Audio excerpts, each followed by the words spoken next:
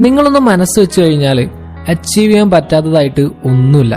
ഈ സക്സസ് എന്ന് പറയുന്നുണ്ടല്ലോ, അത് വെറുതെ നിങ്ങളുടെ കയ്യിലേക്ക് ആരും ഇങ്ങനെ വെച്ച് തരുന്നില്ല. It's earned.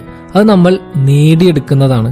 കഠിനമായിട്ടുള്ള അധ്വാനത്തിലൂടെയും പെർസീവറൻസിലൂടെയും ups and downs ഒക്കെ ഫേസ് ചെയ്തും തന്റെ ആത്മവിശ്വാസത്തിലൂടെയും ഒക്കെയാണ് എല്ലാവരും സക്സസ്ഫുൾ ആവുന്നത്.